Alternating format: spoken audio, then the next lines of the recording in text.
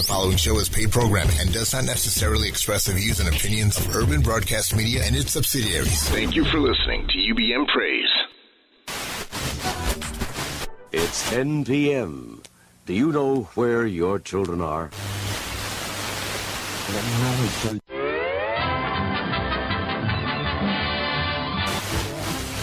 Oh, Froggy Money Gordon, he did ride Crambo.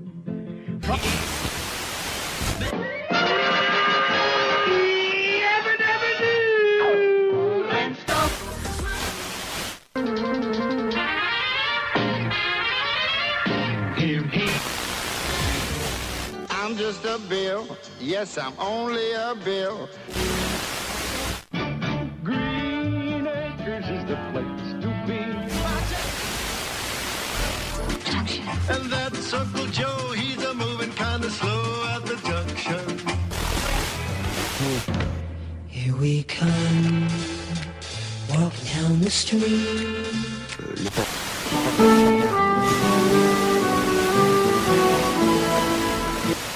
Boy, the way Glenn Miller played.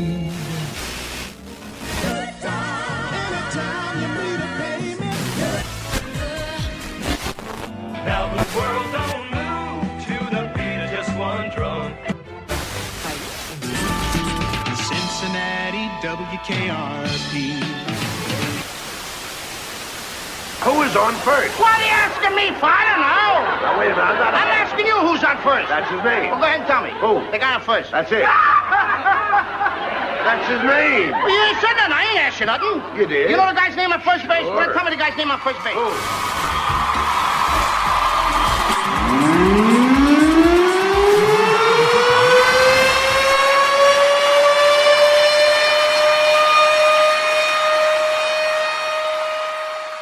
It's your boy Curtis Lindsay. You now listen to the Sir Walter Jones Show. Hi, this is Darius Brooks. Please tune in to the Sir Walter Jones Show from 4 to 6. You will not regret it. SWJ, if you please. Sir Walter Jones. Who that? Who that? Sir Walter Jones. Oh, yeah. Sir Walter Jones. Come on, come on. Sir Walter Jones. Put them hands up. Sir Walter Jones. Hey, you know that. Sir Walter Jones. Who we listening to? The Sir Walter Jones Show. Yeah, I know that's right. This is the Sir Walter Jones Show with co-host Alvin Carter. We are a Christian talk show that tackles the hot topics in a believer's walk. Get in on the conversation now by calling 773-675-5906. Sir Walter Jones. Sir Walter Jones. Come on, everybody. Sir Walter Jones. Let's do it one time. Sir Walter Jones. Ladies. Sir Walter Jones. Fellas. Sir Walter Jones. We're listening to the Sir Walter Jones Show. Yeah, I know that's right.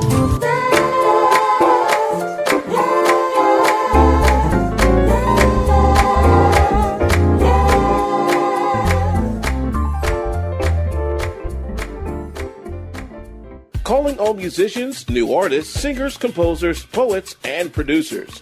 Grab a pen and some paper and listen up. It seems your career is on a treadmill, huh? Got some tips for you, so don't touch that dial. It's Music Business Night, right here on the Sir Walter Jones Show.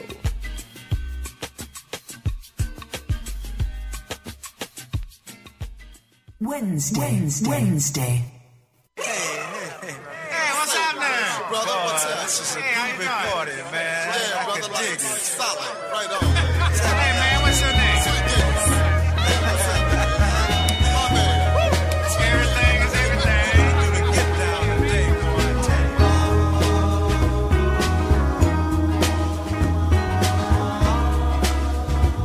Hello, everybody. Sir Walter, the Sir Walter Jones Show. I am he. It's Wednesday. Music Business Day. It is a wonderful day in the neighborhood. Would you be mine? Could you be mine? Won't you be my neighbor? Man, today we're going back to the basics. We're going back to why, how, we, and why. We decided to do Wednesday shows. We were supposed to set it up to talk about music business and the music industry. And for the past few months, we've been doing a lot of really crazy, wild, and wacky shows. Actually, they've been very beautiful for those of you who are in your late 30s and 40s, 50s, 60s, and up to 105. We've been doing what's called the effect shows and shows dealing with our youth back in the time of the 1960s, 50s, and 1970s, 1980s. We did shows dealing with people who are the greatest composers. We did the greatest hooping show, The Art of Hooping. And we did the great piano players of our time. We did the great Hammond B3 organ players of our time. Oh, MG. Just a list of shows that we really had a lot of fun doing. And just you go to Spreaker.com if you're not already there. Spreaker, Spreaker.com. And all of our shows, all the way back to the very first show, is on that site. All the way back to October 6, 2014. A whole year ago, a couple weeks ago. That don't make sense to it. Because today, if you listen to us live, it is, I think it's November 3rd or something like that. Something around there, yeah. Yeah, the 4th. See, it's already the 4th. It's November the 4th in our great city and around the world. Well, not necessarily. 2015.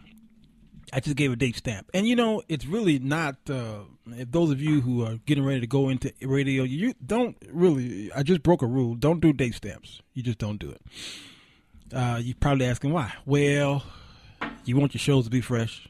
And you don't do date stamps for the same reason why used car salesmen really don't like to give you stuff that, you know, dated stuff. You know, he don't want to tell you. He wants you to know that car just came off of the line, even though it was a 1974 Ford Fiesta. I don't know. Did they make Fiestas in 74, Brittany? You don't. Okay. Today, we're calling this the music business, the music industry. We're calling it, I don't know what we're calling it. It's really identity theft, to tell you the truth. But we're talking about copyright infringements, and we're going to play some files from a lot of the songs that men have copied. Now, let me tell you about copyrights. You will never, ever understand it, ever. Okay, fully. It is not as simple as you think it is. But there are some simplicities to it that you need to delve into if you're getting ready to write a song. Because we don't want you to be sued for writing something you thought that the Lord gave you. For down through the years, people come to me and say, the Lord gave me this song. And I'll hear it and I'll say to myself, God did not give you Stevie Wonder's song. Okay? And that's just the way it is. What happens is it's psychological. We're in our sleep, our bed at night, and we're hearing these tunes, not realizing these are the tunes of times gone by, nostalgia, stuff that's been running around in your cranium for 30 years. And you didn't realize that was not an original from you. That was just borrowed from pop. Sometimes it's borrowed from 2 or 3 people. And you just don't realize. And that's why so many men and women are in the courts today, the copyright courts today. Because for 2 reasons. One, they honestly did write a song that sounded like someone else's. They just didn't realize it sounded like someone else's, okay? And there's only so many chords on the keyboard, all right? And so a lot of them honestly did not do it, but yet they got sued regardless. And then there are those who gave what's called homage, an ode to someone. Oops, don't ever do that without getting the proper clearances or making sure you talk to your lawyer. Now, don't just get any lawyer. Don't get Pookie, who is a litigation lawyer. Don't do that. Okay. Get an entertainment lawyer if you are not sure and certain of what's going on. Okay? Just like you don't go to a pediatrician to operate on your brain. All right? You have to be careful on lawyers do different things. Okay? So if you know about copyright law, just the simple filling out a form, that will protect you more than anything on the earth. Don't do the poor man copyright. Do not mail yourself a letter. That is so old and played out, and a lot of people have lost in courts because they decided to mail themselves a letter. The old poor man copyright, as they used to call it. Don't ever do that. That is risky business, and it doesn't work. It does not stand up in court.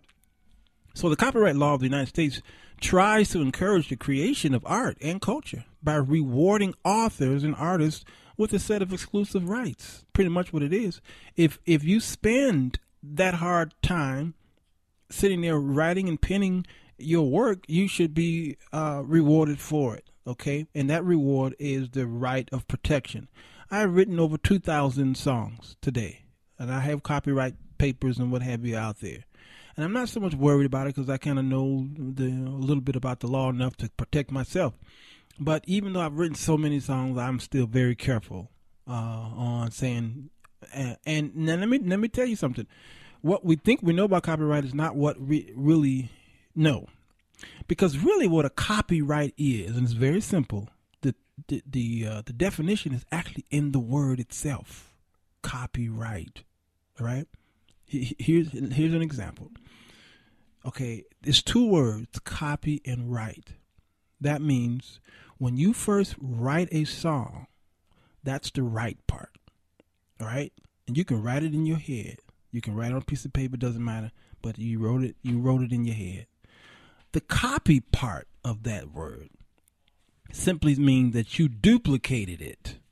Whatever was in your head, you duplicated it. For instance, some people say that sometimes I'll be in church and I said that, look, I just got this song. Sometimes musicians are flowing in the spirit and the worship is going forth, and they begin to start playing chords, and sometimes lyrics will come out of that. That happens to me all the time. And then I'll say, the Lord's giving me this song, and then we start singing that song, okay? Somebody said, don't ever do that. Don't ever tell anybody because somebody in the audience will copy it. Well, this is true. They can. But here is where I am protected. If that service is being recorded, whether it's video, whether it's audio, okay, I literally are being copywritten as I'm playing. As I'm writing on the spot, I'm also being copywritten or protected because somebody is recording that. For instance, I played a song on my radio show. I never copywritten it. I'm not going to tell you which one it is, but I played. So here's a song I wrote a few years ago. Okay, boom. As soon as it got played on the radio, guess what? Copywritten. So you can go and record that song all you want to and say you wrote the song on and on. But as long as I got a copy and date stamp of the day that my radio show played, I have a defense towards you. Okay? Now, the best thing and the sure thing is to go down there, go to the Library of Congress, LOG.gov, and just get a paper. Fill out the paper. Pay the little $40. Stop being stingy. So you won't have to go through all that. Copyright law grants authors and artists the exclusive rights to make and sell copies of their works, the right to create derivative works, and the right to perform or display their works publicly. And these exclusive rights are subject to a time limit. And it generally expires about 70 years after the author's death. So people say, oh, he dead now, I can use his song. No, you can't. United States copyright law is governed by the Copyright Act of 1976. All right. The United States Constitution explicitly grants Congress the power to create copyright law. And specifically Congress, they're the ones that have the power. All right. To promote the progress of science and useful arts by securing for limited times to authors and inventors an exclusive right to their respective writings and discoveries. All right. This is Article 1, Section 8, Clause 8 in the Copyright Clause. Y'all get that? Okay. Very, very, very important to know what it is. All right. But let's look at the length or the duration of the copyright itself. Okay. Copyright protection generally lasts, like I said, for 70 years after the death of the author. If the work was a work for hire, then copyright persists of about 120 years after creation or 95 years after publication, whichever is shorter. For works created before 1978, the copyright duration rules are complicated. All right. So most of my listeners didn't write a song before 78, so y'all good. However, works created before 1923 have generally made their way into the public domain. So those of you who want to record public domain songs, make sure it's prior to 1923 if you want to be on the safe side. Okay. Now, there is a song called Happy Birthday. At one time, only just a few weeks ago, I could not sing Happy birthday to you, happy birthday to you, blah, blah, blah, blah, blah, blah, blah. happy birthday to you on this show without having to pay a fee, a copyright. That was on just a few weeks ago. For many, many years. You look at some of the TV shows, they could not sing that song. Even in a parody, even in a joke, even SNL wouldn't sing it. They would recreate the song because they did not want to pay that fee. And the judge ruled that to be unconstitutional just recently. There's an LA Times, there's a heading that says all the happy birthday song copyright claims are invalid by a federal judge. None of the companies that have collected royalties on the happy birthday song for the past 80 years held a valid copyright claim to one of the most popular songs in history. A federal judge in Los Angeles ruled on that Tuesday. This was written September 22nd. So, that wasn't that long ago of this year. In a stunning reversal of decades of copyright claims, the judge ruled that Warner and Chappelle, I believe that's Warner Brothers as well as Chappelle, never had the rights to charge for the use of the Happy Birthday to You song.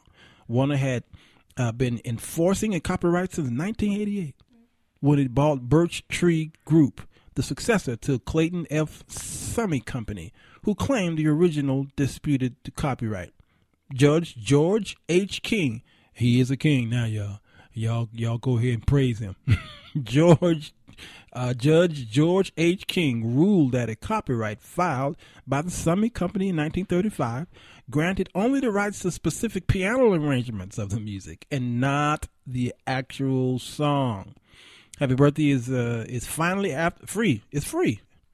Make us free after 80 years, said Randall Newman, and an attorney for the plaintiffs in the suit, which included a group of filmmakers who are producing a documentary about the song. It's called Finally the Charade is Over. It's unbelievable. Well, that's a quote. A spokesman for Warner and Chappell, the publishing arm of Warner Music, said, "We are looking at the court's lengthy opinions and considering our opinions." The plaintiff's attorneys had characterized the year-long legal fight as a David versus Goliath battle that pitted independent filmmakers against a large corporation collecting profits on a song whose authors had long died, gone. Until now, Warner has asked for royalties from anyone who wanted to sing or play Happy Birthday to You. They would have came after me just a few minutes ago. With the lyrics as part of a profit-making enterprise, royalties were most often collected from stage productions, television shows, movies, greeting cards. But even those who wanted to sing the song publicly as part of a business, say a restaurant owner giving out free birthday cake to patrons, technically had to pay to use the song, prompting creative renditions at chain eateries trying to avoid paying the royalties. Just ridiculous, okay? And the fact that the birthday tune can't be played or sung without permission from Warner has been little more than a surprising piece of trivia for most. But for Warner Music Group, it has meant big business. Now, two of the filmmaker plaintiffs, they paid $1,500 to $3,000 for the rights to use the song. That's what it would have cost me. And Steve James paid Warner $5,000 to use the song in the 1994 documentary Hoop Dreams. Y'all remember that? It was quite expensive, he says, for us at the time and with our budget. Just totally ridiculous. But it's all over, y'all. We is free. Okay, we can go ahead and sing it as much as we can. But the story actually began in 1893. That's how far back this goes. Okay, and I'm not gonna. It was a Kentucky school teacher and her oldest sister. And I remember the story from years ago. Patty Hill, all right, and Mildred Hill. They wrote the song for a kindergarten students. It's called "Good Morning to All," and the original lyrics was "Good morning to you, good morning to you, good morning, dear children, good morning to you." Okay, that was way back then. Then Patty later said that she worked with her sister to compose just a simple melody to match the words that could be easily sung by the children. So the sisters published a song in a book called Song Stories for Kindergarten and assigned the copyright to the publisher, that Clayton Summy guy, in exchange for a cut of the sales. So that was only the beginning of this web of copyright laws and attorneys and on, okay? And so you guys can go online and check out what really happened to that. And it's a very interesting story. So today we're going to talk about the music business as we focus on the copyright infringements and some of the songs that, because they were popular, someone else decided to make a song that kind of resembled it, not realizing that everybody ain't dumb. Okay, so I've got some files, and I do want to first go into, first of all, you out there who are trying to launch a music business, okay, a music business, whatever it is. We're going to do a series. We're going to talk about the social media aspect of it. We're going to talk about how important your email is. Some of you just look at email and it becomes junk mail to you, but you're not realizing all the junk that's coming in your mail. People are making money sending you that junk. Just because you throw it out don't mean the other 5,000 didn't throw it out. Okay? So it may be junk to you, but one man's junk is another man's treasure. Use it. Number one, find ways to get ordinary people who love music to love your music. Get out there and play. Y'all laugh with those people who were playing songs on the train, in the subways. Some of the best artists I know are down there, and they making a killing, and they're getting notoriety because you go on YouTube and you see a lot of them on YouTube. And then look at Justin Bieber. You know how you got started? On YouTube. There's so many people who got discovered in the subways playing their guitars. Go everywhere and play your music and do it for free. The pay for play still works today. I got to where I am today because I paid to play. Absolutely. Now people, when they want me, they got to pay a little bit. Number two, play live and play live often. And don't worry at first about getting paid. Okay. For every gig, just play live. Go to all of don't go because somebody invited you. You see some flyers on Facebook, go to those recordings. Go to all of the events, as many as you can, necessarily, as many as you can as possible, and let people see your face. They may not know your name, but they see your face. And then when you introduce yourself, talk in third persons, if you can. I'm telling you, it worked for me all the time. We talk in third person on this show all the time. Mm-hmm. So Walter says it, and that's me talking, and I'll say, yeah, Sir Walter says it. After a while, people say, why do I know that name? It's because you keep hearing it. Number three, know your instrument inside out. Those of you who can't play but one key, you need to go back, sit down, pray, and ask God, because this is what I'm supposed to be doing. Play in every key absolutely possible. Know your instrument in and out. Know all of the aspect of your instrument in order for you to make it. And all these things I could talk about for a while, and we'll do shows on them. Number four, protect your investment. Register your songs for proper copyright protection. And this is where we're going to go into the duration of the show. I'm not going to be here very long. I'm going to try to quit another hour and a half. Well, minus the 20 minutes I just spoke. There's a person who says, I never cease to be amazed at how few artists are willing to spend they're willing to spend $40. They're not willing to spend $40. There you go. Mm-hmm. On copyrighting your song. By the way, these folks are often the same folks who complain about not getting paid to perform their unknown music. Says all I know is that when an inventor comes up with some new product that they think will appeal to a certain type of customer, the first thing they do is file a patent on their invention. My favorite show on TV today is Shark Tank. Love that show. I watch it every day because it's on CNBC. Every day. And I learned so much from that show. I learned on both sides. The sharks, I learned who they are as businessmen and women, and the inventors who walk in there, and I learned what to do and what not to do when you're trying to promote a product. The Sir Walter Jones Show is my product. It's my brand, and I'm very careful with it like a brand new baby. I protect it. So they're saying here the same reaction to protecting songs should be there for any serious writer. If you really intend to work hard and develop your career as a musician who writes your own songs, don't wait too long to take care of this simple but essential task. If you really believe in your unique and original music, then take the time to learn the basics of copyright protection. From the internet to the library, there's an easy way to learn what it takes to file for copyright protection. And you need to do it now. you go to the copyright.gov, www.copyright.gov, and any information you need is right there. It's going to help you, and you're going to thank me later, okay? All right, let's get this party started because I really got some good stuff here, stuff that you didn't know about, stuff that even in my research, I forgot about some of these things, and I didn't even know there were copyright battles going on. We're going to the first one here. This is Bright Tunes versus George Harrison, all right? Now, we're going to letter A. Brittany, this is the Chiffons. See if you guys remember this song. It's called He's So Fine.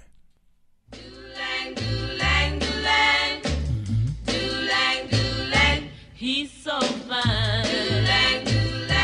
Wish she were mine. That handsome boy over there. One with the wavy hair. I don't know how I'm gonna do it, but I'm gonna make him mine. Be the envy of all the girls. It's just a matter of time. He's a soft-spoken guy. Okay. You hear the simplicity of it, okay? You can tell it's dated. Let's go to B. This is George Harrison. This one of the greatest songs I've heard from the Beatles, any of them, okay? I thought it was a church song until I realized what he was saying. But this is My Sweet Lord. It really is a church song for him. It's a religious song. George Harrison.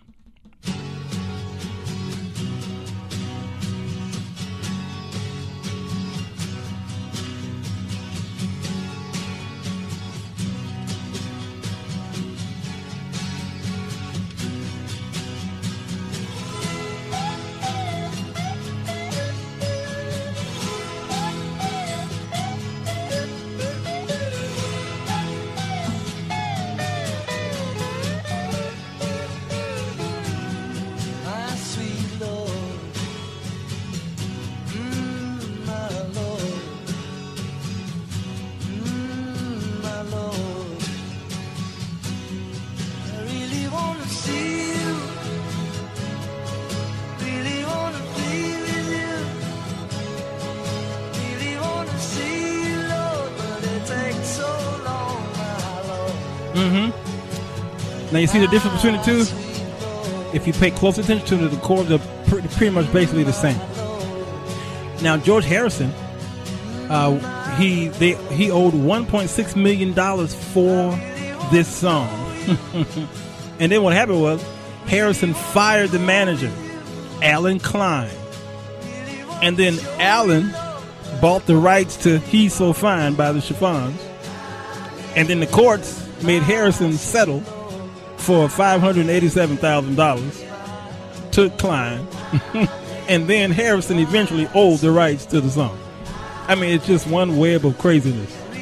But they have to go through all of this because somebody decided, I wanted to sound like so-and-so. Yeah. Now, copyright infringement is one of the most frequent causes of the rock industry's lawsuits. Pop, I don't care what industry you're in, it is the most frequent cause. And it's easy to unintentionally lift another song, okay? As George Harrison found out when he released this song. Just years of dragged out appeals and litigations, and you name it. Let's go to C, Brittany. This is the Kinks versus the Doors. Those of you who are old like me, okay? This is number one. This is Hello, I Love You, I think it is. Okay?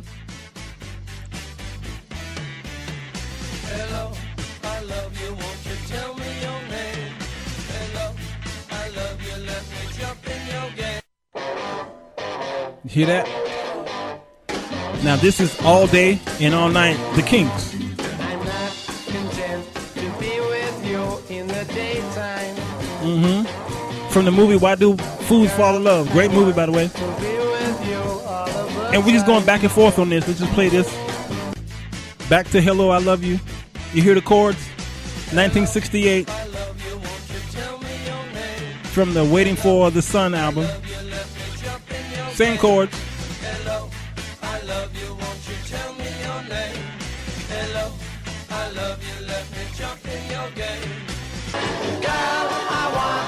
You see what I'm saying? You hear it, Brittany? Mm-hmm.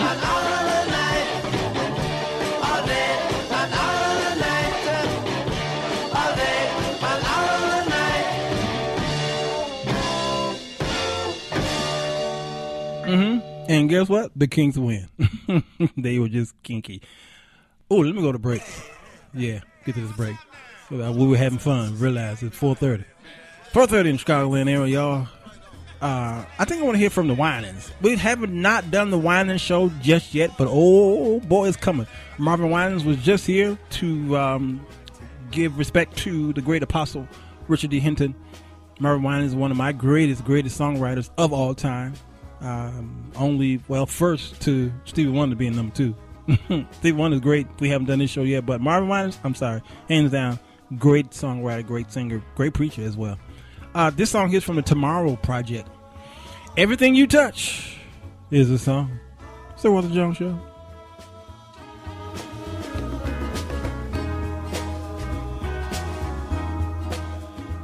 You're listening to the Sir Walter Jones Show. Hey, this is Percy Beatty, and you're listening to the Sir Walter Jones Show. Keep it there.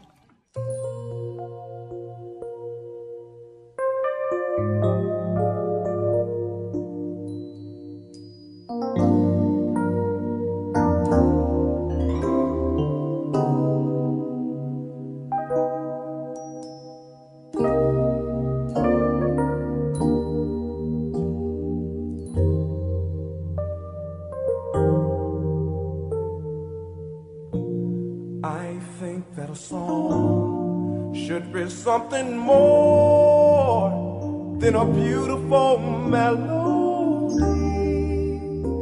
to tell the story of truth and reality.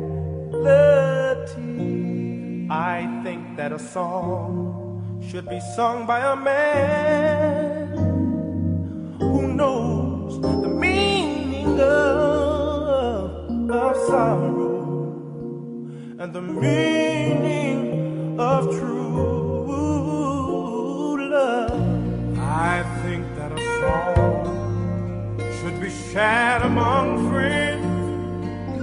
Then when friends are gone, the melody and me still lingers on. Tells of the good times, telling of the bad, tells of when we're happy and when we're sad. Everything you touch is a song. Oh, you touched my life one day. All my burdens, they just roll away. They rolled away. You wrote a song that even the bees could hum. Everything you touch is a song. Oh, everything you touch is a song. What I like about it, you touched my life one day. All of my burdens, they just rolled all away. You wrote a song that even the bees could hum. Everything you touch is a song.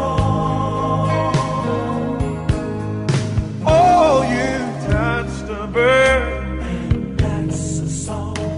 That bird started to sing. You went in the jungle and you touched a lion, and that's a song. And oh, that lion started to roar.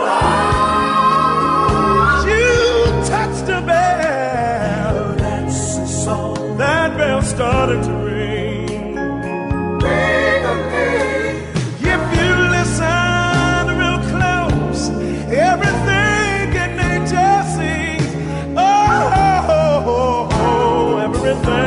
everything you touch is a song.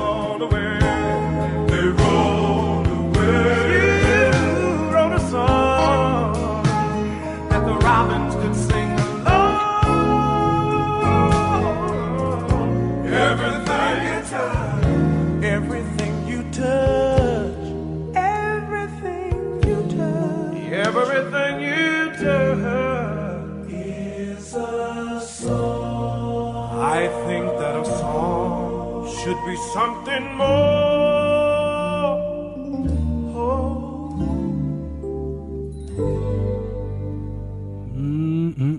The Great Winans, you can't go wrong with them.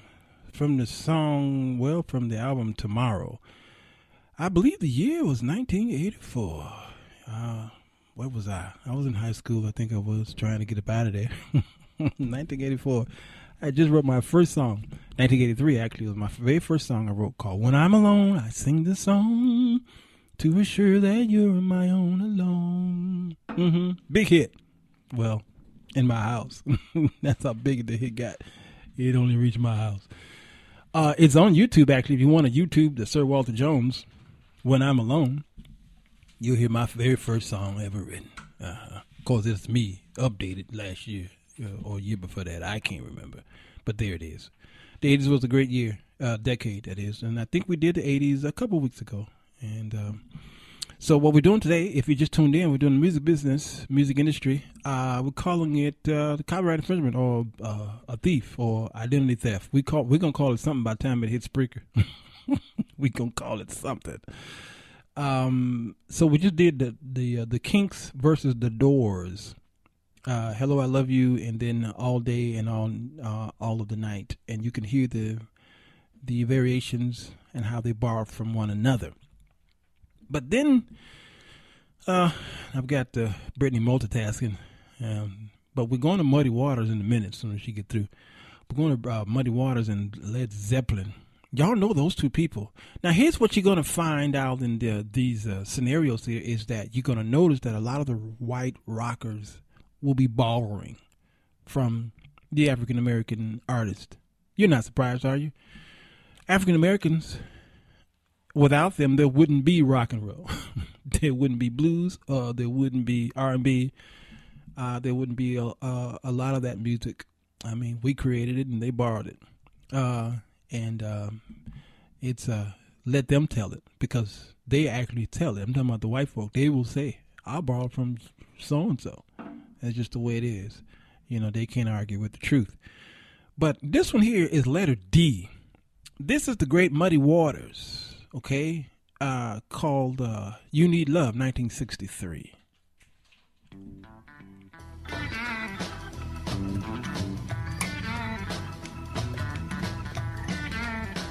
You got yarning, and I got funny. Baby, you look so sweet and cunning. Baby, way down inside, woman, you need love. Woman, you need love. You got to have some love. I'm gonna give you some love. Mm-hmm. Yeah. I know you need love. He know you need love. He gonna give you some love. Got to have love. I thought he was gonna howl. Let's go to E, Brett. This is Led Zeppelin. A Whole Lot of Love. They ain't even changed much of the words in the song. Sound familiar, don't it? Already.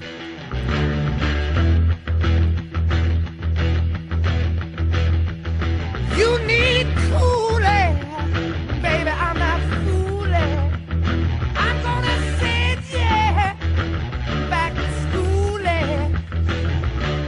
way down inside. Honey, you need it. I'm gonna give you my love. I'm gonna give you my love. Oh.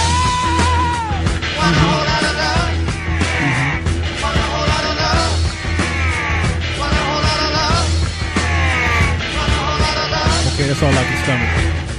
Yeah. That's all I can stomach. Okay.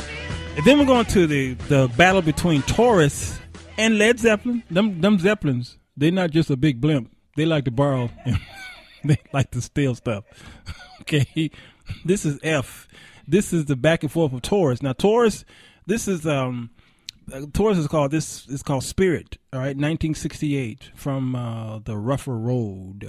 Okay, now these are two projects here. Okay, now watch what Led Zeppelin does, because what they did was they borrowed from Taurus two projects and two songs. They borrowed Taurus's Spirit song, the 1968, and then when you get into Stairway of Heaven. To Heaven, the Led Zeppelin rendition, they also borrow from Taurus's Rougher Road song in 1970. So they stole from Taurus twice. And they probably bought a Taurus car after that. Let's go to both of them. Taurus versus Led Zeppelin.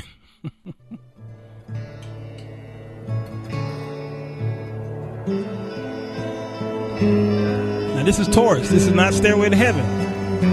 You hear it? What you say, Brett? Yeah, you hear it right away. Yeah.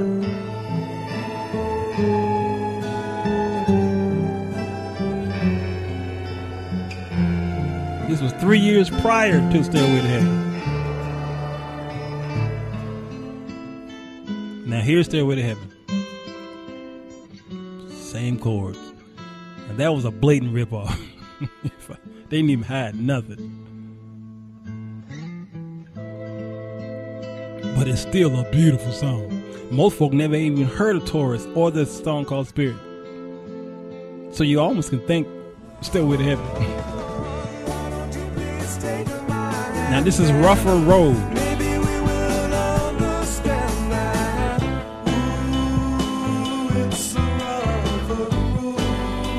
You hear a little Stairway to Heaven in there.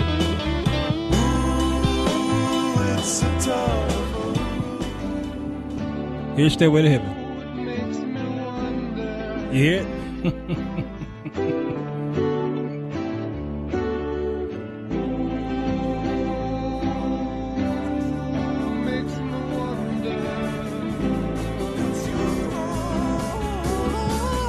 Why don't you please take my hand and maybe we will understand that. Ooh, it's a rough. You hear it? I know y'all hear it now. I'm such a nerd.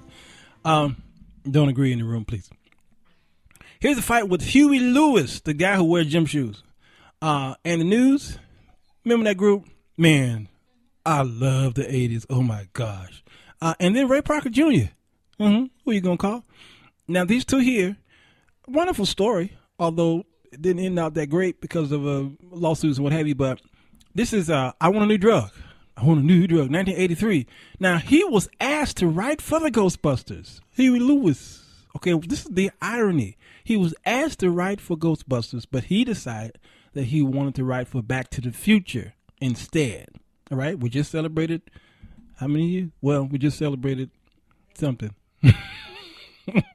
And Back to the Future 2 or 3, they prophesied about the year 2015, and they got a lot of it right. Okay, so he decided, I'm going to write for Back to the Future. So here's the song, I Want a New Drug. Yeah.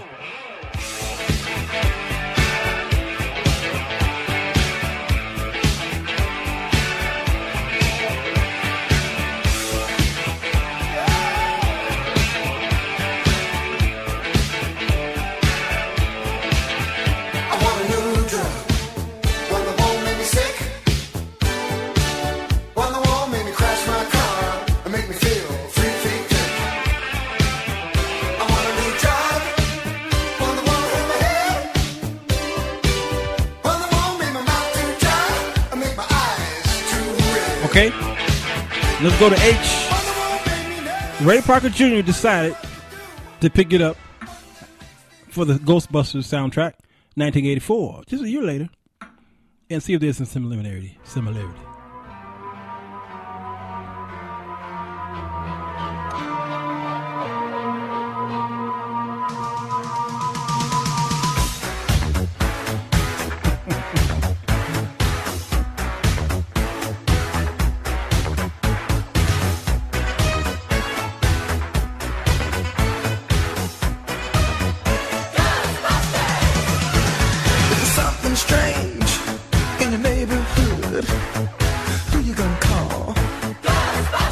Sounds similar, doesn't it? Something weird, and it don't look good. So I don't know what happened.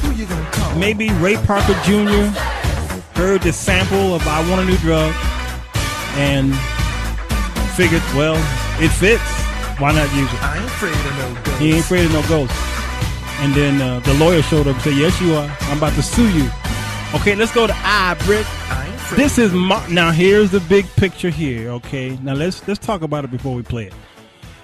This is the big one here. I wouldn't say this is the biggest one, but then again, I would say this is the big one. This is the battle of Marvin Gaye and Robin Thicke. All right? Now, not just Robin. Pharrell had a part in it, and T.I. All three of them were glad that they wrote this song. They were celebrating. They just could not just tell you how excited they were enough that they wrote this song until the lawsuit came, and then on you can see the interviews. Pharrell like, I don't know what you're talking about. I only wrote a sentence. That's all I did. All right, they went from praise like I wrote most of it to I only wrote a sentence. But Marvin Gaye now here in August 2013, Thicke, William, and Harris T.I. sued. They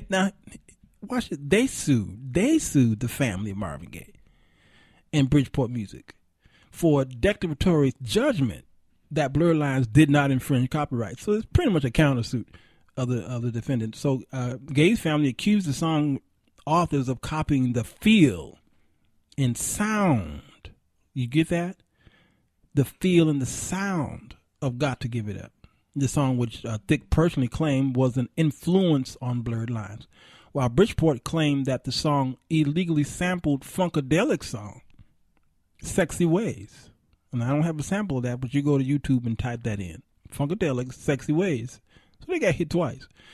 In the lawsuit, Gaye's family was accused of making an invalid copyright claim since only expressions, not individual ideas, can be protected. Y'all see how difficult copyright laws can be? All right? There is, you can actually try to sue someone for not just the product itself, but the feel of the product. Remember Back to America with Eddie Murphy and the girl that he really wanted, her father. Is it Coming to America? I'm stuck on Back to the Future / yeah. Well, his father, the girl's father, owned McDowell's, not McDonald's. Remember that? And right here in Chicago, they recreated a store on the corner up north, and for Halloween. It's McDowell's. They had the sign, they had the picture, and all of them dressed in. It was just wonderful, y'all. You should go and see. You should see it. They probably took it down, but if you look at the movie, you'll see how the father was like. The daughter will come out there and say, "Somebody's here to see you." He's like, "Is that McDonald's?" He said, "Is that McDonald's?" Because really, he says they have the McDonald's have what's the burger called? The Big Mac. And he had the Big Mac, right? Okay. So that's pretty much it. You don't have to copy the name. You can copy and if the audience is fooled, it's like drinking Coke and it tastes like Coke, okay, then you have to be careful, even just a little bit of that. So Pharrell Williams responded to the lawsuit by calling the two songs completely different. And he further stated that just simply go to the piano and play the two. One's minor and one's major. I think this was a stupid argument, by the way. And not even in the same key, he says. Who cares? Because y'all remember Vanilla Ice, okay, who took that song by, I think, was that the Police or was that Queen? Under Pressure. Ding ding ding ding ding ding ding ding ding. And Vanilla, or whatever ice cream he is, he was like, no, mine's go doom doom doom doom doom doom. Theirs go doom doom doom doom doom, something like that. And I said, what a dummy. So in an interview, Questlove, y'all know the great drummer from the Tonight Show, also echoed Williams' statement. And he said, look, it technically is not a plagiarized. Okay, it's not the same chord progression. It's a feeling because there's a cowbell in it and a Fender Rhodes as the main instrumentation. That still doesn't make it plagiarized. And we all know it's derivative. That's how Pharrell Pharrell works, he's saying. Everything that Pharrell produces is a derivative of another song. But it's a homage, he's saying. Well, that homage got you in trouble. Okay, it got you in big trouble. And it goes on and on. I'm not going to read all of it, okay, because they started bringing up names like Keith Urban and John Legend and Joe Escalante, John Williams, and it goes on and on. Matter of fact, some good stuff, actually.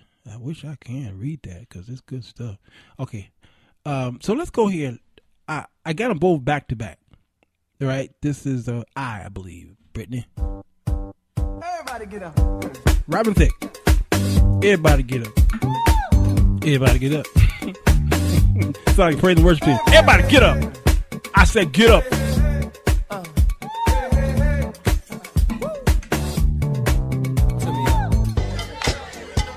Here's the great Marvin Gaye.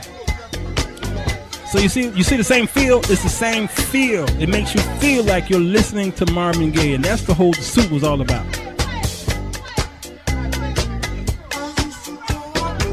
Okay, now he was close. Tried to domesticate you, but you're an animal. Baby, it's in your nature. Just let me liberate you. You don't need no papers. That man is not your maker, and that's why I'm gonna take you.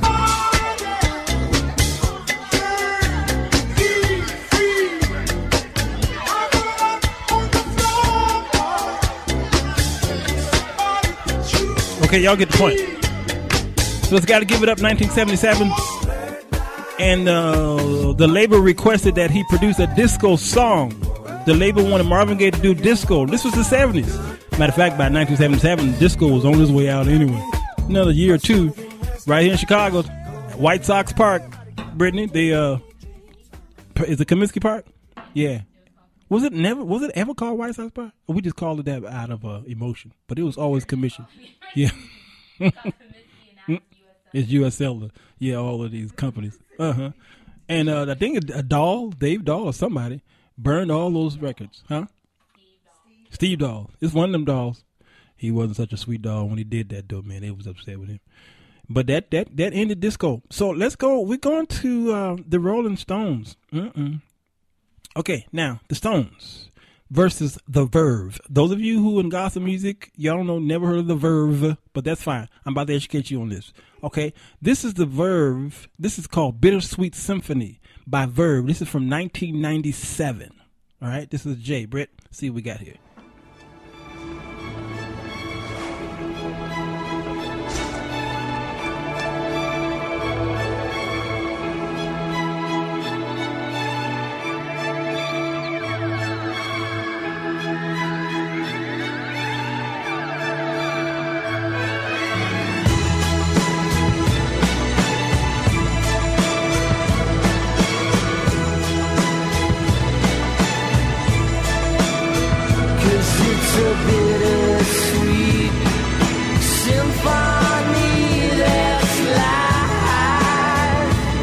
Okay, you hear that? All right, now let's go to K. This song called The Last Time. It's a tribute to the Rolling Stones by the Andrew Oldham Orchestra, 1965.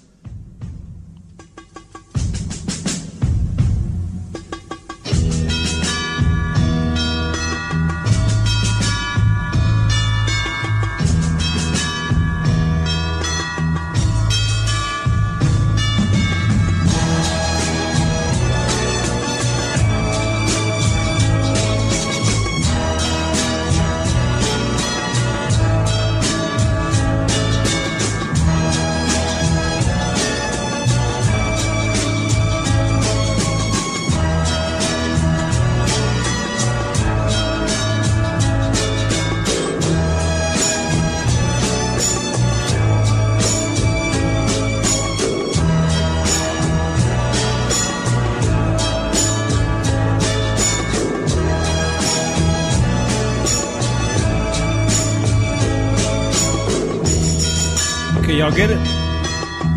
All right. So here's what's happening here. The Rolling Stones have a song called The Last Time. The Andrew Oldham Orchestra decided to do a tribute album to them in 1965. Fast forward to 1997, Verb decided to do Bittersweet. He actually obtained the rights to the Stones orchestra song. But the issue here was how much of the rights was he allowed to play. And he played too much of the song or the sample in that song or that recording. And that's how he was sued. And he wasn't just sued, he was sued meaning the Stones got 100% of the royalties. 100%. Good Lord. That's a lot of cheddar, y'all. Hey, let's go to L. Brittany. This is Chuck Berry versus the Beach Boys. This is a piece of information I actually didn't know, and I know everything about music. I saw Cadillac Records, but I was looking at somebody else on there. I'm not going to tell y'all who I was looking at. Okay, so this is L. This is Sweet Little 16 by the great Chuck Berry. Yeah, I don't think he can get down like that. Well, he dead, ain't he? He dead? They're really rocking He ain't in dead yet. Boston and Pittsburgh, PA. Sweet Little 16. Deep in the heart of Texas and round the Frisco Bay. All over St. Louis and down in New Orleans. Everybody going surfing. Surfing USA. All right, go for it, Brittany. Number M. Letter M. Surfing USA. The Beach Boy. I said number M. 1963. Brian Wilson. If everybody had an ocean across the USA, then everybody'd be surfing like California. You'd see them wearing their baggies, Warachi sandals too, a bushy blonde hair, Bushy brown hair. Yeah. Remember those beach party movies from Annette Funicello and all these other people? Yeah. Beach party. Going to a break. Play something Kirk Franklin and shit, something. I don't know. I'll be back. So what's the show? Surfing USA. We'll all be planning out a route we're gonna take real soon. We're waxing down our surfboard. We can't wait for June. We'll all be gone for the summer.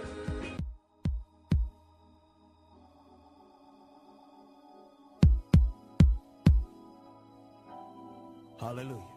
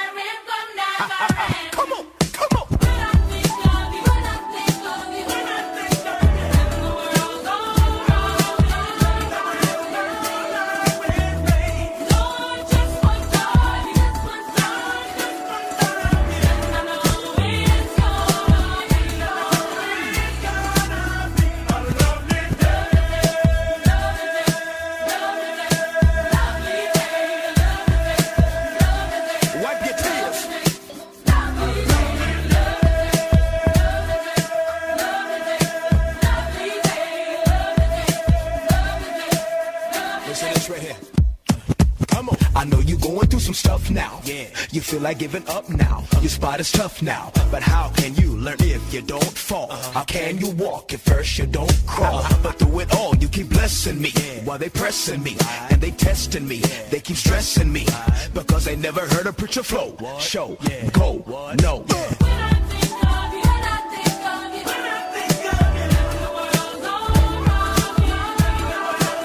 You bring joy to my spirit, Jesus. Come on.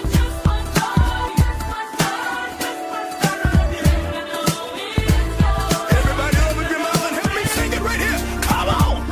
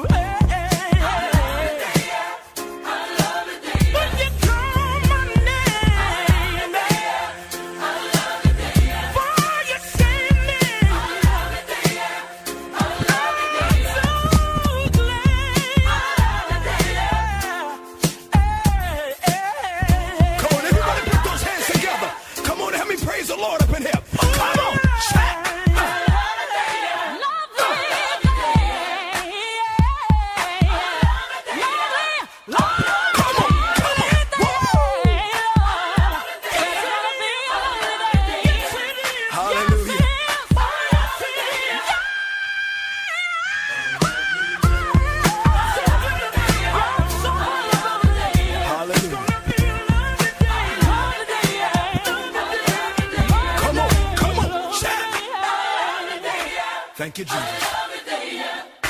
Thank you, Jesus. Thank you, Jesus.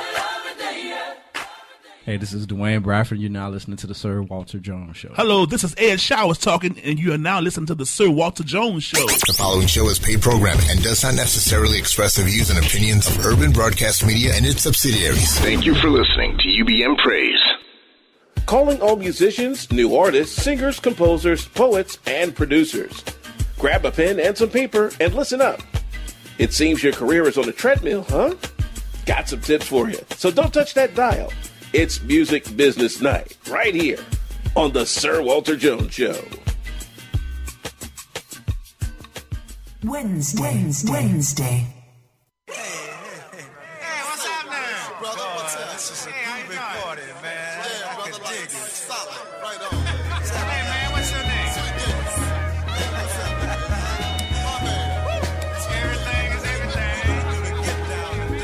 All right, y'all, we back.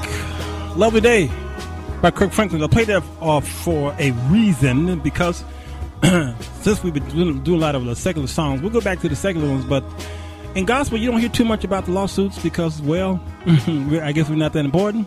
But trust me, lawsuits, they go on in every genre of music. Somebody's sued for something. I can guarantee you that. Kirk Franklin, though, you don't hear him getting sued for songs he did because of another artist. Because he gets the proper rights, he get the proper clearances. Okay, smart man. Not saying that he's the smartest man, because he's not. Did I say that? I did say that. I didn't mean it like that, Kirk Franklin. I'm not saying that you're dumb. Okay, let me just not say nothing. All right, thanks. But I will say that that was just one of them. And that's a Bill Withers song. Okay, there's a couple of them. We did the Kirk Franklin effect some time ago. Another one's called, I don't know if we have that, Ooh Child. Do we have that? This is Ooh Child with his... Oh, you didn't get that one. Huh? What's the other one you have? Why we're looking for that? You Okay, yeah, ooh child. Remember, ooh child, things are gonna get easier. That was he sang it with Donnie McClurkin. He said, Uncle Donnie. Remember that? Yeah. Now what is the name of that group? I'm gonna find it in a minute.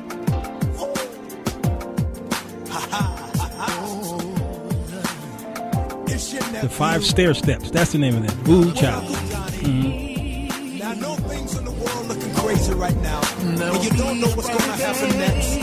But there's a word of encouragement for you, boo. Boo. Uncle Donnie. Ooh, child, things are gonna get easier. Ooh, child, things will get brighter. It was a great, great song, y'all. Ooh, child, things are gonna get It came out in 1970, the original. Okay, and then Brittany, we got something else by him. Oh, September. We know where September come from. Kirk Franklin redid it. Matter of fact, he brought in Earth, Wind and Fire on this song. It's your boy. It's your boy again. Let's go. It's always your boy. This is a tribute. 1971, y'all. And it's Earth, Wind and Fire. to go Blow it up. down.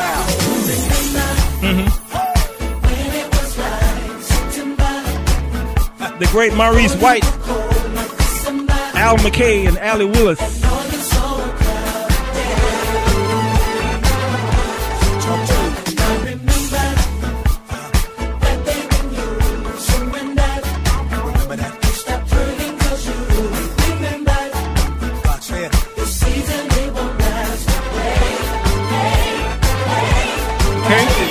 Hey, Britt, find Stomp if you can. Kirk Franklin. And I'm just doing a lot of this because you can see how the writers of that time inspired us all, really, those songwriters. For those of you that think that gospel music has gone too far, And these are just you old think we've gotten too radical songs with to our them. message. 1996, Well, I got news for you. God's You Providence. ain't heard nothing yet, and if you don't know, now you know. And this song comes from One Nation Under a Groove, y'all. Funkadelics. 1978.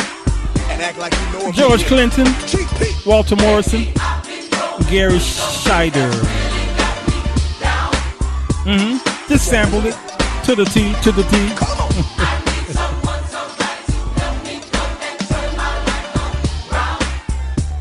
feel like having some church up in here. Come on, chat. Yeah, it's the thing. Looking for it, there it is.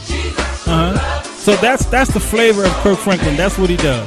You got to give it to him. Leave him alone. That's his ministry. Leave him alone, boo boo. Okay. Now, we did the Rolling Stones versus Verve. I think it was the last thing we did. We did Chuck Berry, but did we finish it all? Yeah, we did. Okay. Now let's go to the honorable mentions. These are honorable mentions. This is the Holies versus Radiohead. Okay, now this is the Holies. Great song, 1974. This is in Brittany. The Air That I Breathe. Great song, man. I was a rock and roll nerd back in the 1970s. They call it the decade of the singer-songwriter.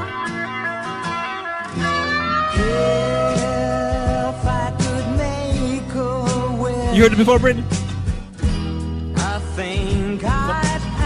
Yeah, don't it? You hear it? Think of anything I need. No cigarettes, no sleep, no light. I'm waiting for them to get to the chorus. We'll get there in a minute. Be patient. Be patient, people. Nothing to eat, no books to read. Making love with you has left me peaceful, warm and tired. It's taking him a while. Just hold on. It's gonna get there. He have to put his cigarette out. Just give him a minute. Here we go. And really? He went to verse 2. I hate these guys. I used to love them. So sleep, silence. Okay, here it comes. The second verse was very, very short. Sometimes all I feel. Sometimes. There it is. All I need is the air that I breathe and to love you. Okay, that's enough. We're going to Creep by Radiohead, 1992. See if there's some similarity here. Sped up a little bit, though. Yep, hit them chords. Mm-hmm. That's the third, the fourth. Mm-hmm. Back to the one. Okay, well, it's staying on the four. It's fine. Don't go back, though. When you were before, Sometime. There it is. couldn't look you in the eye. You're just like an angel. Your skin makes me cry. You float like a feather in a beautiful world. I wish I was special. You're so fucking special. Oh, yeah, gotta edit that out. Okay, next, let's go to P. Get rid of him before you explode again. Let's go to P. Brian Pringle. See, Brittany, you're supposed to warn me about it. These your people. I didn't do that in that one right there. I did. Nope, didn't do it. Now I hear my lights just went. This is Brian Pringle, y'all. Take a Dive, 1999. Now, I want y'all to listen to this and see if y'all know another song that sounds like this. And I think it's more of the feel than it is the song itself.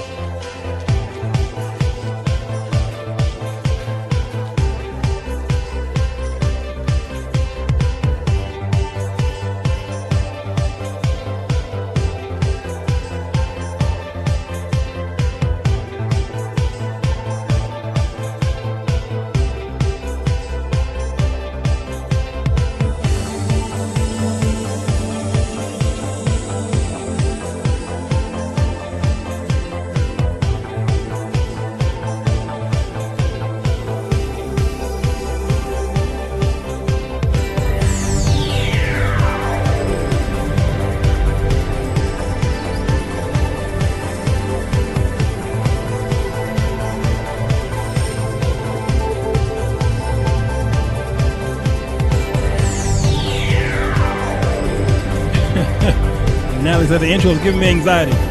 Yes, a long intro. Well, let's go to Q because this is really where they brought it from. 2009, Black Eyed Peas.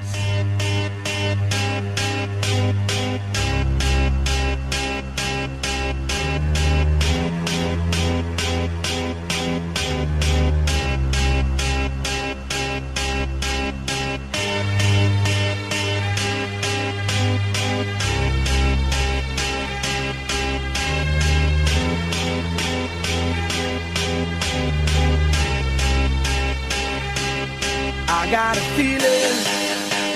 Now y'all know what it is, huh? That tonight's gonna be a good night. That tonight's gonna be a good night. It's a great song to work out. Tonight's gonna be a good night. A feeling. That was me, y'all. Tonight's gonna be a good night. That tonight's gonna be a good night. This is a great CCM song right here. Worship him.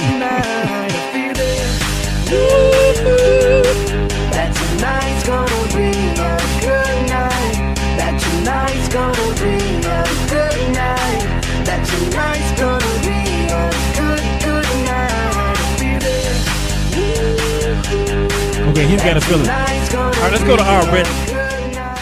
This here is Simon and Garfunkel. This is a great song, 1970s, from that project called Bridge Over Troubled Waters. Y'all know Simon and that Garfunkel. 1970, Cecilia. You're breaking my heart. I'm down on my knees. You're breaking my heart. Mm-hmm. You're shaking my confidence daily. Won't you see ya? I'm down on my knees. He down on his knees. I'm begging you, please. Begging him, please. Come on home, girl. Fun song. You're breaking my heart. You're shaking my confidence daily. The great Simon and Gar. Funk. Okay? Now let's go to S. Brett. This song here, 2012, I like the song. This is called Some Nights by the group called Fun. Nights I stay up, cashing in my bad luck. Great Some song. nights I But you'll call hear it the similarity. a draw. Some nights I wish that my lips could build a castle. Some nights I wish they just fall off. But I still wake up, I still see your gospel. Lord, I'm still not sure what I stand for. Oh, what do I stand for? What do I stand for? Most nights I don't know anymore. Yes. Great rhythm song to work out on. I'm telling you. When I work out. When I get a chance to work out, I'm pulling this song out. Yes. It's called Some Nights. Okay, Brittany. Let's go to T. This is T. This is called If I Could Fly. Not R. Kelly. He said, I believe. But this is 2004, Joe Satriani. Okay? Let's see if there's some similarity here.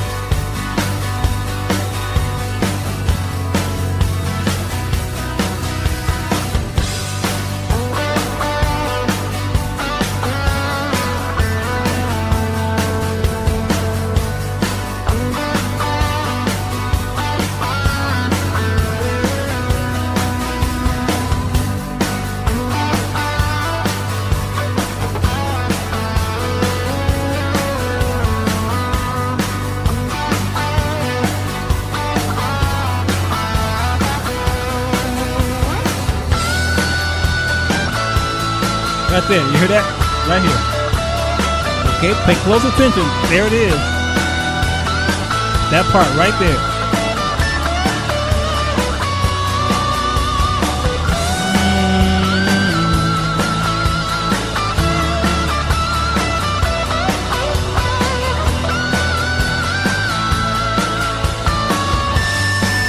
Okay, now pull up Coldplay, Brett. Now this is Viva La Vida or Vita? I did Vita or Vita, one of them. But I love this song. 2008. Now there was a lawsuit, but it was dismissed. Okay? Just the orchestration on this is just amazing. This is the best song they've ever written. Coldplay. Brittany, the jury's on the fence on that one. This is their greatest song, Brittany. I'm sorry. This is the greatest one.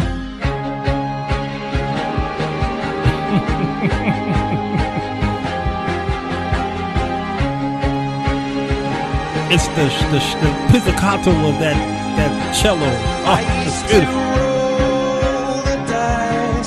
Feel the fear in my enemy's eyes. Listen as the crowd would sing. Now the old king is dead, long live the king. 1 minute I held the key. Next the walls were closed on me, and I discovered that my castle stand upon pillars. Now here comes that verse, that part where I'm talking about right here. You heard that in the last song. Chord for chord.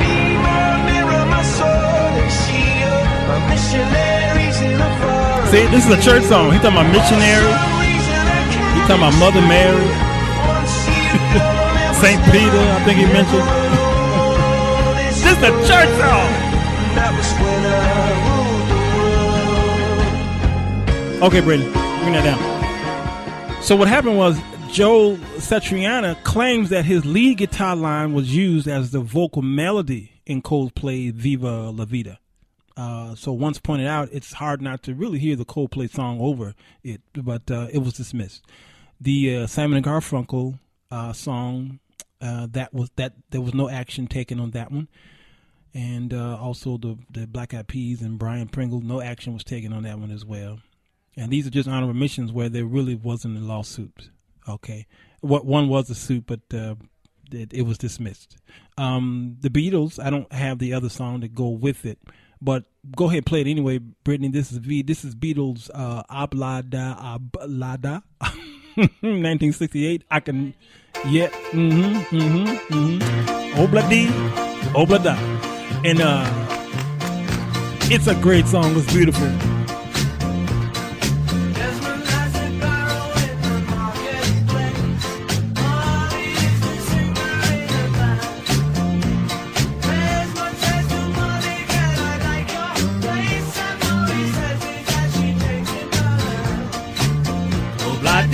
Oblada,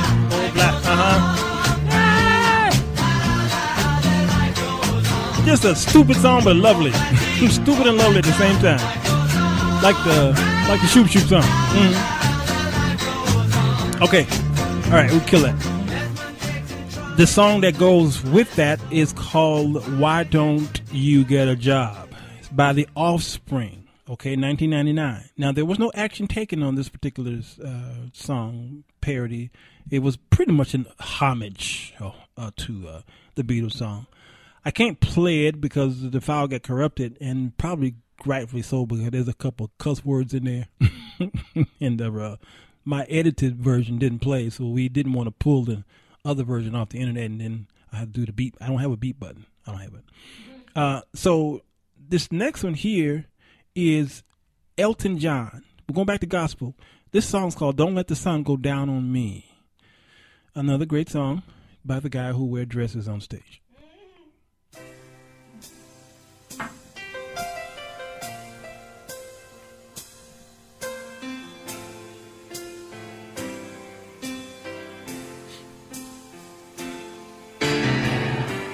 I can't lie. No more of your darkness. It's a straight spiritual song. Of course, there's nothing spiritual about Elton, but it still was a great song. And we've all heard it before. It was a huge hit. But then the Winans, I played the song from the same project called Tomorrow from 1984. A song, they didn't change pretty much of it at all. Let's go to Why, Brittany. Because, this song says, don't let the sun go down on me. Okay, the Winans. I only have the live version here. So my prayer is in. Ooh, I miss Ronald. Ooh, that Ronald. The words of this song. Sing, Ronald.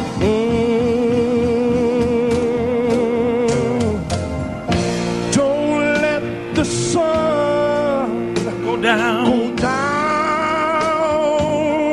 Don't let the sun. As I search myself in your word, I wanna be. So when the rapture comes, there'll be nothing holding me from being free. 'Cause being left down here is just like the sun going down on me. Okay, all right, Brandon. Man, that's some good stuff there. I'll never forget this project because when it came out, this song was on the project. And then something happened. It was a debate whether Elton John and the owners of that song had that song removed from the Tomorrow project. And they replaced that song with a song called The Real Meaning of Christmas. And it was just perfect. I don't know if we even have that. The real meaning of Christmas is Christ. Okay, from the Winans. So the people who bought the album looking for that Don't Let the Sun Go Down on Me, they couldn't get it on the second pressing. That's a little history for some of you who are Winans fans. Okay, I'm gonna go to Facebook because man, y'all been chiming in, and I ain't mentioned none of y'all's for some reason. I don't know. You know, when I have co-hosts, that's why co-hosts are really good to have, because then they can bounce off of you and tell you some stuff. But Paul Rogers is here, and Bronia Scott is here, and they talked about some stuff earlier. Big Luke says this is why you copyright first, release on your own label or production company second, then make it third, and then if someone wants to sample or borrow it, you get them. Oh, you got them. You got them caught like a deer in headlights. That's right. Take care of your business is what he's trying to say. Let's see. Who else has something very interesting to say? Natalie Bullock was saying something about Isaac Hayes, Stack Records, period. Even what seems to be legit, reputable business can ruin you if they have your publishing rights. So true. She continues, let's see, George Clinton, his music gets tossed around like nobody wrote it. In contrast, yeah, George Clinton songs are always sampled. Always, forever and a day. And James Brown, both of those, they definitely get a lot of rappers have given homage to those two, and then of course Sugar Hill Gang. Okay, the reason why Stevie Wonder and then the Sugar Hill Gang, that hip hop, hibbity hip hop, you don't stop. Okay, that was also a sample as well. So when you sample them, you're also sampling Good Times. I think We Are Those Good Times by the somebody's. Cheek, yeah, there you go. Big Luke also says the reason why Stevie Wonder hasn't said too much about artists being duped is because quiet as it's kept, he's bankrupt as well. Attorneys, accountants, publishers, label execs, and even family took him to the Jefferson's cleaners. Talking about moving on up. I didn't know nothing about that. Okay, they chiming on in here. Larry Jones says funny that most rock legends get their music from black blues players. I mentioned that earlier, including Elvis and the Stones and the Beatles, to name a few. He's right. Who was that?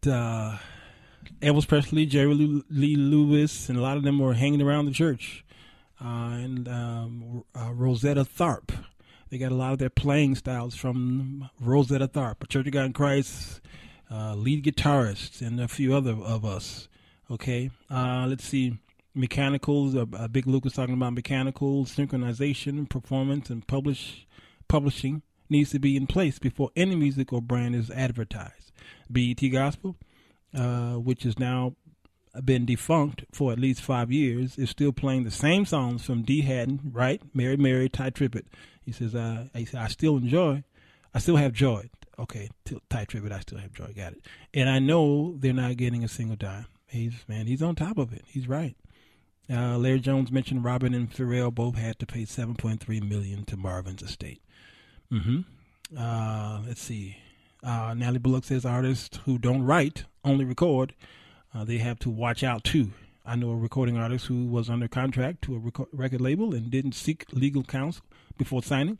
They ended up paying for everything, even down to the engineer, studio time, the truck on the live recording for the duration of the contract. So basically, they only had the right to perform the songs they recorded, but not to benefit financially from the actual recording. I'm telling you, this stuff happens all the time. Let's see, Larry Jones is chiming in again. He says the Winnings, in fact, got sued. Oh, the Winings. It's his spell checker put Winnings.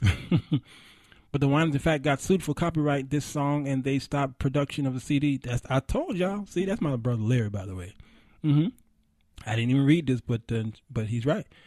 The production of the CD, but because of high demands, there was a reissue. This song I have on both CDs. Yeah, I have them both on cassette, actually, and you're right. Big Luke says this is the reason why Otis Redding was murdered, because he wouldn't give up any publishing. Big Luke is him and the Album Carter, they are conspiracy theorists. Both of them, boy, they conspiracy theorists. And now they say the same thing with Beatles, something about God's grace. Yeah, they're going there, man. They're giving us some good nuggets here that we need to know. And Facebook, what they do is they give you the comments, and then there's inner comments, and I can't even find those. It's just you have the general comment section, then you have the inner comment sections, and that's I can't go. My fingers are not that fast. Like my arms are too short to box of God. So that's pretty much it. And there is never it. That we can never finish a show like this, because copyright, like I said earlier, is so intriguing, it's so complicated when you get down to the deeper portions. We only gave you the surface layer of just go, please, and get a paper. There's different types of forms. You know, people ask, which form do I use? Well, all of that answer is on the Library of Congress.gov, LOC.gov.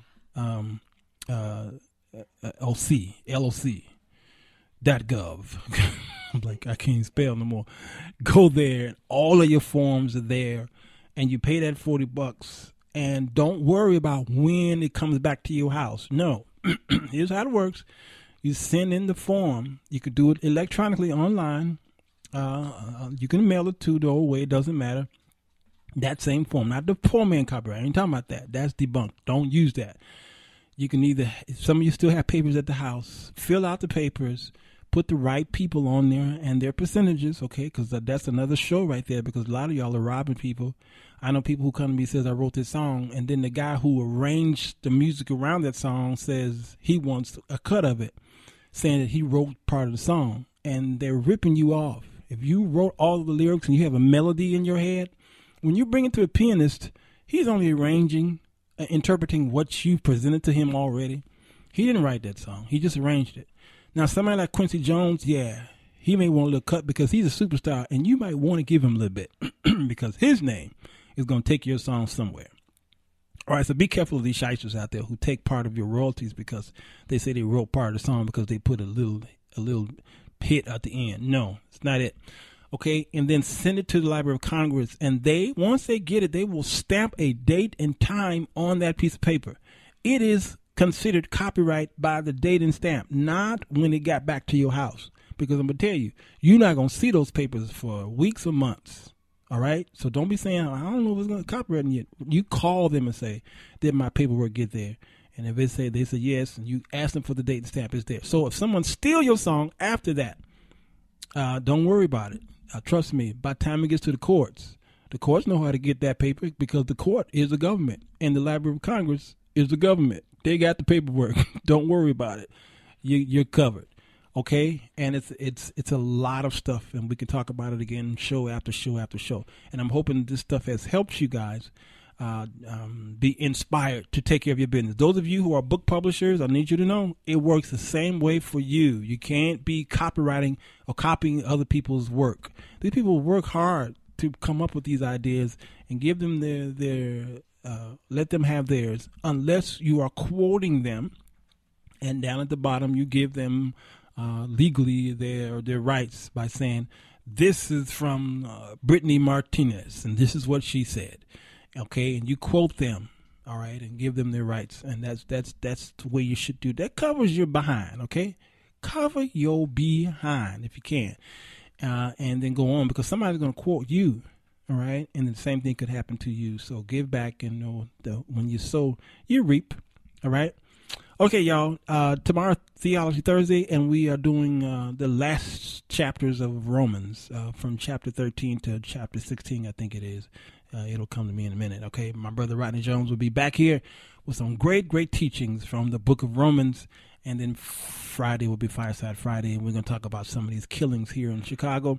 A young man, how old was he? 9 years old, shot in the back about 3-4 times, and they shot him in the head multiple times. Little boy.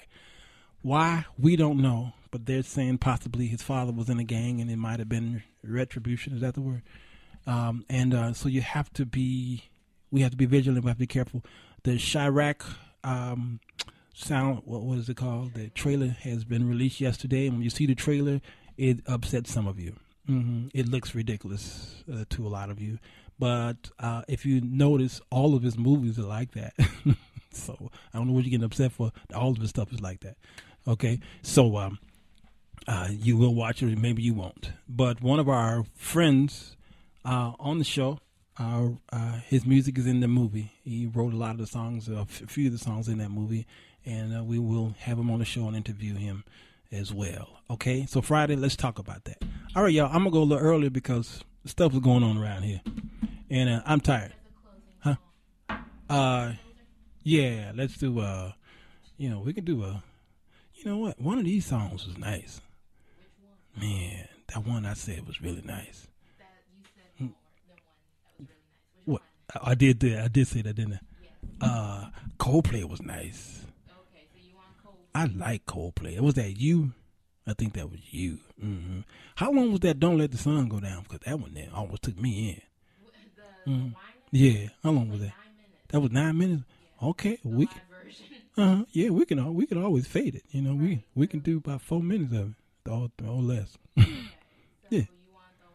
Yeah, let's see what they got. Let's see. We ain't doing 9 minutes, y'all. We getting out of here. Sit down and do something with ourselves. Thank you, Facebook, for chiming in and making yourselves known. And let's do this again tomorrow. Go to Spreaker.com. Sir Walter Jones Show. The words of this song.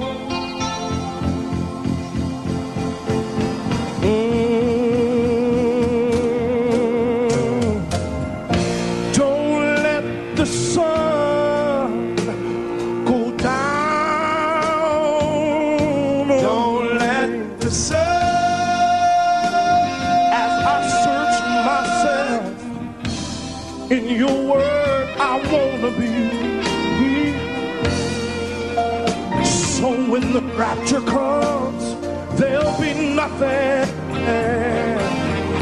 holding me from being free. 'Cause being left down here is just like the sun going down on me.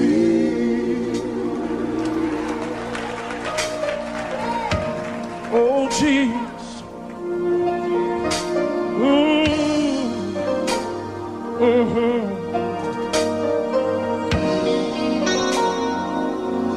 Listen. The sun shall darken and the moon shall go down in blood. Oh, yes, it will.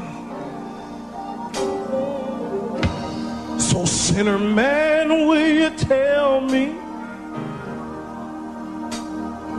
where you gonna run? Where you gonna run? You know, here in California, you may try to run to the mountain to try to hide your face. Oh, yes, you will. Oh, yes, you will. God said you would. But listen, you know the rocks are gonna cry out. Ain't no hiding place. Not down here, no. Whoa, don't let the sun go down on me. Don't let the sun. Lord, as I search myself in your word, I wanna be. So when that rapture comes, there'll be nothing holding me.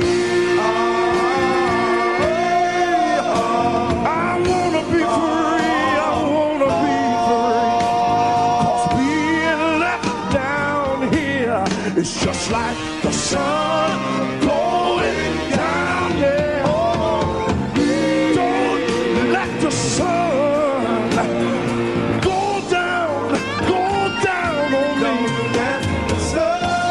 Lord, I search myself, 'cause in your word I wanna be. And I don't want nothing. I don't want nothing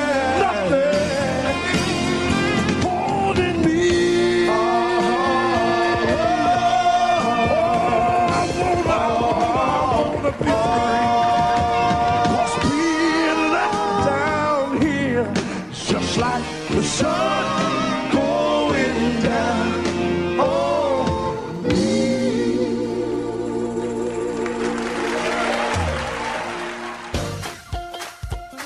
You have been listening to the Sir Walter Jones Show, where Sir Walter Jones provides you with a biblical perspective on everyday life. Stay connected to Sir Walter Jones at his website, www.sirwalterjones.com. Search The Sir Walter Jones Show on Facebook or follow on Twitter at Sir Walter's Music. Until next time, thank you for listening to The Sir Walter Jones Show with Sir Walter Jones.